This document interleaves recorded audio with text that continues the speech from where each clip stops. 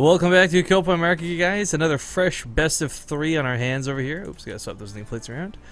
I'm gonna go get that sick image set up. So do you mind starting off the introductions here, Zambia?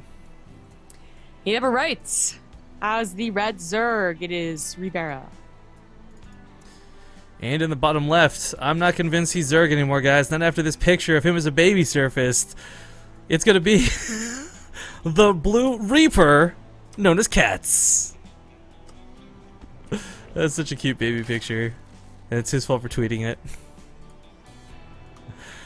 Anyways, Catz is actually a pretty fantastic player. We got to see a lot of him last season for Copa America. We've seen him pop up from time to time in most qualifiers.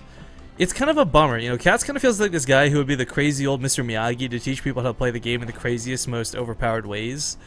He's always got the most creative strategies. He plays the game in a very unique way. I wouldn't go as far as to call him cheesy by any means, but he does come up with very different builds and different ways to get to things. I think the thing he's impressed me with most so far in Copa America specifically is he's had a lot of ZVZs, and we've seen him really handle his Zerglings well. You know, 13 pull, 13 gas is kind of what we're witnessing with the earlier gas here, but also his roaches. I don't know where or how he does it. He's so good with his macro and finding ways to sneak out roaches when most players can't. Yeah. It seems like Catz is just the player that loves to go for the 14-14, the 13-13, the oddly timed pools. I just, like, every single time I cast him, at least once, usually twice in a series. Yeah, well, actually, that's the majority of the qualifiers, too. You know, we even saw some 9 pools and stuff, but I think the aggression you get from this pays off. You know, there's some players in the European scene we cast a lot, too, like Bly, who tend to heavily favor the more aggressive Zerg style of play. Catz is kind of similar to that regard. You know, if you can pump out 6 lings in speed early enough, maybe you kill a queen, maybe you kill enough workers. All of a sudden, you've catapulted yourself ahead, not through your own good macro, but through your opponent's lack of, like, you know, lack of lings, lack of army supply. But it's not just going to be speedlings, it is a Baneling nest. This is very familiar. Catz does this, as I said, I think once every series at least. And what's so astounding about it, and this could be that Catz just, you know, really good with it, it could be the power of the build, is that you think it's been denied, like the first wave, the second wave, are actually count that, you know, they're dealt pretty well with, and you're like, well, I guess this is held, and Catz just keeps going. Oh my god, it can go on for like, you know, 7 minutes in game time. That's a long time for Ling Bling Wars, but eventually he'll win out with it. Yeah, Dren's pulled down here because, of course, he wasn't quite sure if he'd be able to hold off with just the lings and the queen, but safety is here for Rivera for the time being. But no, Baneling Nest is complete. He's going to morph in a couple Banelings. I like that he snuck them out of Overlord vision. So as far as Rivera is concerned, this is Catz just getting a little bit aggressive with a couple of lings. Yeah, this is actually a big misstep from Rivera. I mean, this Overlord, what is it? The Overlord in front of his base there it goes. He realized it as well. He's like, you know, Banelings could be morphing right over there. Oh, they are. Catz is also doing something really important. He's turning the low health lings into Banelings, guys, because of course when they finish morphing, they become full health Banelings. But a good connect to start this off. Queen goes down so fast. All the lings dissipate with one good blow. He's going to send the other Banelings towards the main, but quite frankly, should probably just hold them back for the next round of lings here. Because it's not about killing the minerals or the drones at this point. In fact, on the ramp, he's going to zone this out pretty nicely. Spinecaller getting some decent hits. Banelings connecting quite nicely, and all the queens go down for Rivera. Catz, however, still on one base, guys. This isn't enough damage done yet. Not quite, but you know, he's gonna have the Baneling lead for so long, and they're gonna be slow lings for so long that the only thing Rivera had going for him was the potential queen or ling block. Well, queen block on the ramp, yeah, exactly, and the spine crawler. But now it's rerouting. It might get focused down. Oh, the Baneling, Rivera! There's still 2 more though. Yeah, he takes out the spine crawler. This is starting to spiral very fast. Catz doesn't have a lot of Banelings left behind this, but doesn't need a lot of Banelings behind this. Rivera's got protection, but what good is that if you're going to lose all your drones in the meantime? On the interim. Speed's about to finish for Rivera, so it'll be easier to deal with the Banelings, but not, of course, as easy as it would be if he had his own Banelings. Something he's sorely missing. Yeah. Well, it does actually pick off a couple of the Banelings morphing in. Always a bold choice because you don't quite know if they're ready or not. Rivera, by the way, guys, I want to stress this in case you didn't see it at the load screen in the lobby. I mean, this guy is a Grandmaster player on the North American ladder. This isn't some random scrub who lucked out through the qualifiers. So you really know Catz is laying on the pressure hard when you see a player this good struggling to hold this off. But I think at this point it has spiraled out of control, and this one base play out of Catz is starting to really take a lead. I mean, the thing is, he might be down a hatch rate, but the worker count is 13-9. That's not a fun thing to look at. Yeah, and honestly, Rivera still doesn't have a consistent way to deal with this. You know, he might get lucky with a couple of, you know, killed Banelings before they morph, but it's just, you know, he would have had to throw down his Baneling Nest, his own Baneling Nest. He's really requiring on a lot of luck here to hold off against Catz Banelings.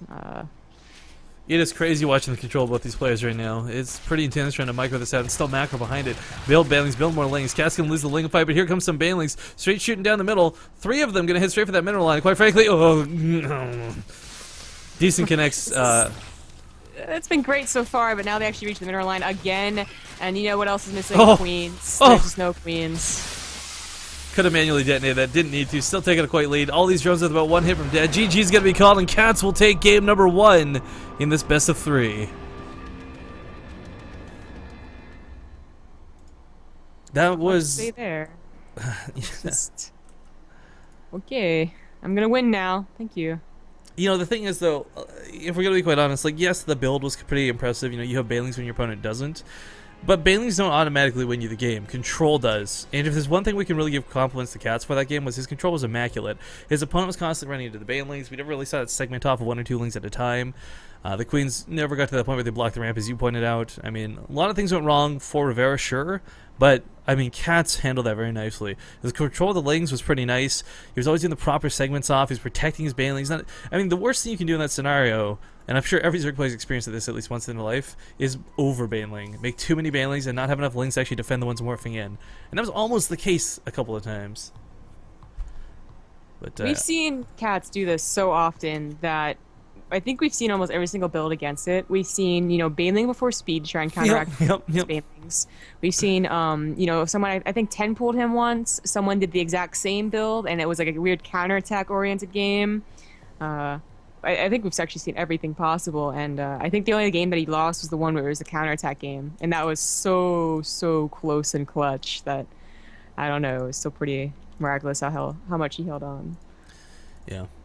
But as expected, game number 1, ending here in Katz's favor. We're hopping to map number 2, and it's going to be on King Sejong Station.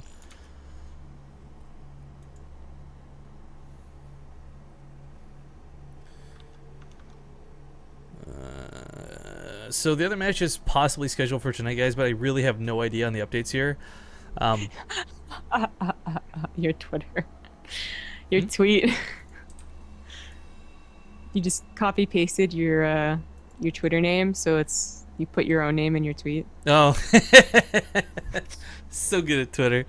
Yeah, I am. This is why I can't do things tonight. Anyways, possibly after this, we may have Daze versus Jon Snow, Cham versus Sapi, more ZVZs, but unlikely because the players are still missing as far as I'm aware. Qualifier 4, the very last one for tonight, Shakti versus Hendrilisk, or Desert versus Jim Rising. No idea if any of the players are present and available. And this is what we were talking about before, guys, where a lot of today's group stages are a bit odd because you've got like this one match being set up for the first and second place, and everyone else kind of getting defaulted third and fourth through walkovers and disqualifications.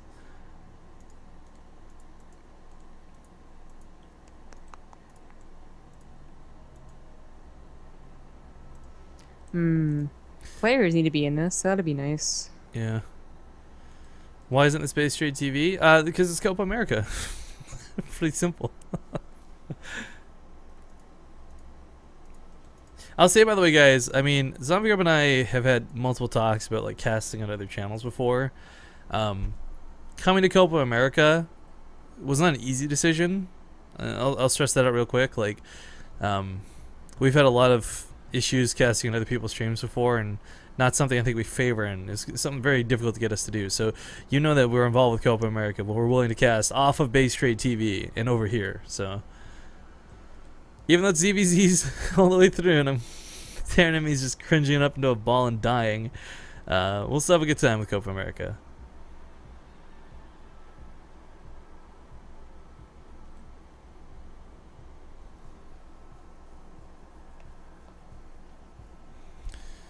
Anyways, yeah, we do need the players for this lobby. Maybe useless lobby right now with nothing but casters and observers. Yeah. And are we not casting 2 series at once? Like that's usually what we're trying to do. Well, I think what they tried to do was like this one would have started right now, right? But the previous one started early because the first set was MIA. I don't know. I have no idea.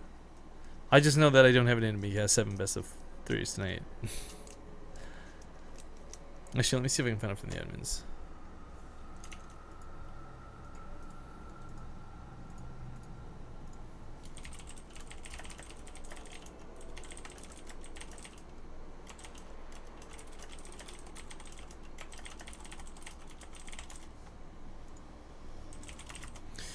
Yo, I need a new keyboard so badly. But I can't afford one since we're trying to save up for IEM. I spilled water on this thing. It's really annoying. Like, if I hit shift and question mark, it types D for some reason. That is an odd malfunction. Yeah, it's in with a lot of the keys, not just those You know, two. I have an old keyboard that you can have. No, like, I've got old like, non-mechanical keyboards I can swap to if I get desperate. I'm just saying, like, No, I mean, I have a really nice mechanical keyboard that you can have. Oh, why? Why aren't you using it? Well, because I wanted a 10 keyless one, so it's not 10 keyless if that's a big deal. I don't know what that means. It doesn't have like the numpad. Oh. Wait, It's so shorter. yours does have the numpad or does not have the numpad? Mine does not have the numpad, but the one that I would give you does. It's also it's red keys, so they're kind of loud, but yours are already loud, so. Yo, don't be talking about my keys like that. I'll fight They you. can hear you. They can hear you. Yeah, You know? shh, guys. I know. Just don't listen to her, okay? Shh, sweet baby. Shh, sweet baby. But yeah, so and then I got like I don't know. I got a couple of free ones, and I gave away those. Like all my mice. Wow, where you get all this gear from? Well, Zowie gave me a bunch of stuff. When I Please passed donate it. swag. I did. I gave I gave one to my brother, my other brother, my friend. Got my Zowie keyboard. Zowie keyboard is really nice, man. It was I almost did not give her it, traded it out, but it wasn't 10 kilos, so. Rifkin, can you cast my 5-year-old's B-Day next week? How would that even work? Well, we Going see in for the here, cake. We see him blowing out the candle on 1, 2, 3. Oh, the candle goes down. Happy birthday is called, and looks like that's gonna be a 5th year 4 years baby. ATCs, ATCs. Yeah, HTC's all over the place. Yeah, if you really need a new one, it works perfectly fine. Alright, cool. Maybe we'll talk to you about that afterwards. For now, though, guys, King Sejong Station coming up. We'll see you guys in a moment. This is the wrong map intro. Hang on. Wait a minute. Alright, now we'll see you guys in a sec.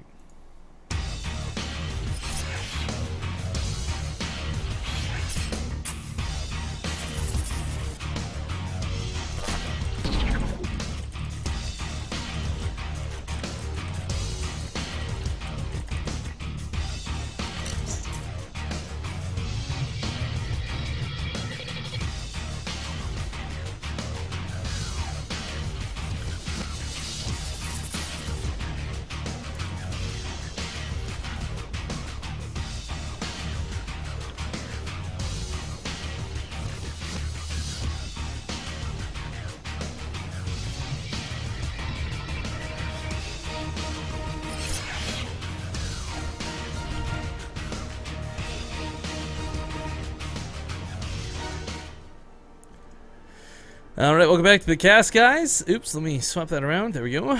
This is game number 2 in a best of 3 between these two players. Here on King Sejong Station, we'll go nerd out in a moment. But for now, spawning in the bottom right corner of the map, it's going to be the Blue Zerg player. From Root Gaming, Root for Root. Give it up, guys, it's Catz. Never left as the red Zerg, it is Rivera. He's going gas before pool, no less. Interesting. Usually it's the other way around, but I mean this is still going to work out as far as what he's trying to accomplish here with the early lanes, paying Catz back. Some tit for tat, if you will. But yeah, a quick nod to anyone who hasn't been listening to me all day in the last 30 hours, nerd out about this. We found an Easter egg on the map, hidden in the cave. Even I'm getting bored of this now. It's the Lich King! Coochie, coochie, coochie, coochie, coochie, coochie, coochie. Of course, Warcraft 3, World of Warcraft, I don't know which Lich King it is. Well, that's... Which Lich is Lich, bitch? Fishmish. Anyways, I think I said a bad word there by mistake. Trying to rhyme that out. Anyways, Lich King is a cool Easter egg to find the map. The last time we saw this fellow, he was, of course, hiding on Polar Nights. And, well, Catz, he goes for a pretty standard build this game, ironically enough. Nothing super crazy on his end, and he's going to be met with the earlier speed and the earlier link. So, we've seen him dish this out, guys. It's time to see if he can take it. Yeah, this happens all the time too. I mean, I feel like we're just casting the same series whenever we cast Catz for the ZVZ.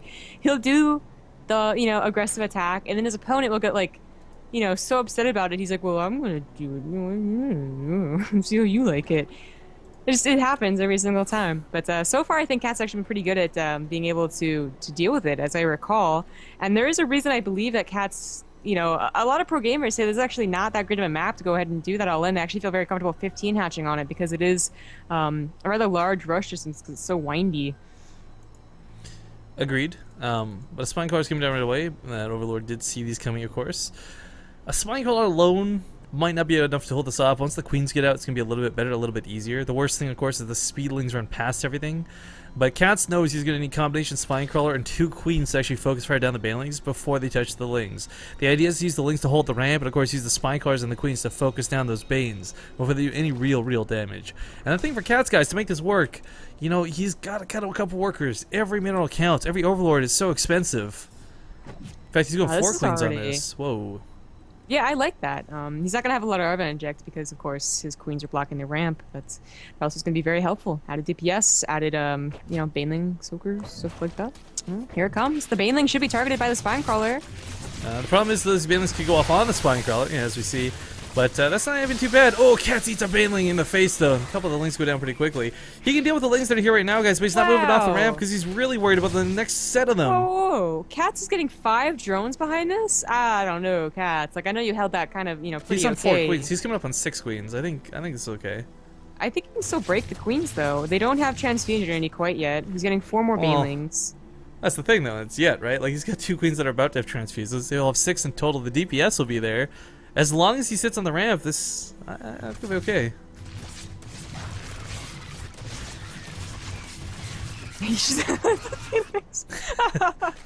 Oh, nope. Yeah, they're kind of like, well, guys, let's turn around. This isn't going to work today. Sorry, see you later. Focusing him down from afar with the queens. That nice range coming into good effect. This spine crawler probably going to go down. Needs to get a transfuse off. Doesn't quite land a transfuse. It is enough energy on this one queen. Double transfuse is going down, actually, but the Banelings are the least of his concerns. Spine crawler does finish up, but goes down immediately. Ugh. And this is where those drones start becoming a little bit questionable. Yeah. I mean, Catz did only get those 5 drones, and then he saw that, I guess a lot of things were on the way. Dedicated to, of course, that second spine crawler that was taken down. Another queen also going down. There's a total of 4 queens so far. He's constantly boosting them, though. Well, he's been doing this all without his own lings so far. You know, he had that first set of lings come out. They died pretty quick. Now they should go a little bit easier. Oh my god, that's too many banelings, though. This is one of those things where Catz could easily pick these off with a couple... Yeah, just bait them out. A couple lings at a time. Oh, run into him, run into him. There exactly. You want to try and pop them on low amounts of lings. This is kind of the goal here.